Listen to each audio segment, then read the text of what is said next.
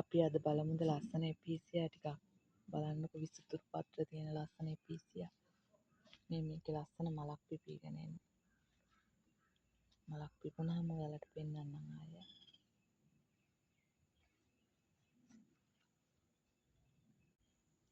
දැන් දෙවෙනි එකට යන්නකො බලන්න.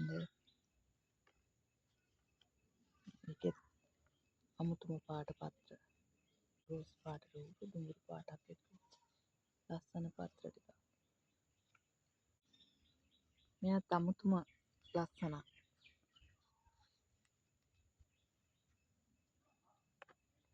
මෙන්න මෙයා බලන්නකො. තනිකරම පත්‍ර කොළම පාටයි.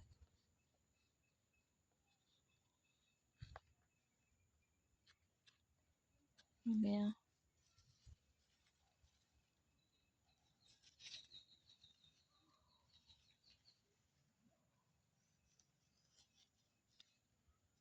ලස්සනයි නේද? මේ බලන්නකො ඊගාව එක්කන. මෙයාගේ ලස්සන රතු පාට මලක් පිපෙන්නේ. ඊට කලින් පෙන්නපු එක්කනගේ ලස්සන රෝස පාට මලක් පිපෙන්නේ. මෙයාගේ ලස්සන සුදු පාට මලක් පිපෙන්නේ. මෙයාගේ නම් රතු පාට මලක් පිපෙන්නේ.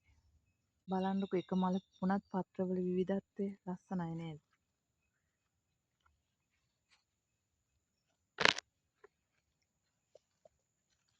මේකත් රතු පාට මලක් පිපෙන්නේ.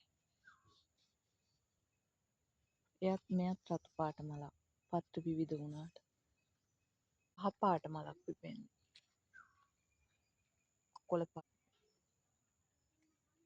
මේ බලන්නකො මෙයාගෙත් කහ පාට මලක් පිපෙන්නේ. ඒ වුණාට පත්‍ර වෙනස්. බලන්නකො මේ පාන්ස් එක ලස්සනයි. ක්‍රේල් කොළ.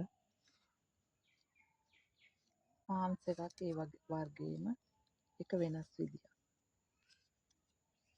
මෙයා වෙනස් විදියක එකක්. මේ බලන්නකො මගේ බිකුමාරියෝ. ඒ වගේ පත්‍රවල ලස්සන බලන්නකො මෙයාට තමයි සිද්ධාර්ථ කියන්නේ. මං අලුතෙන් හොයාගත්තේ. රෝස පාට මලක් තමයි පිපෙන්නේ. ලස්සනද බලන්නකො එයා.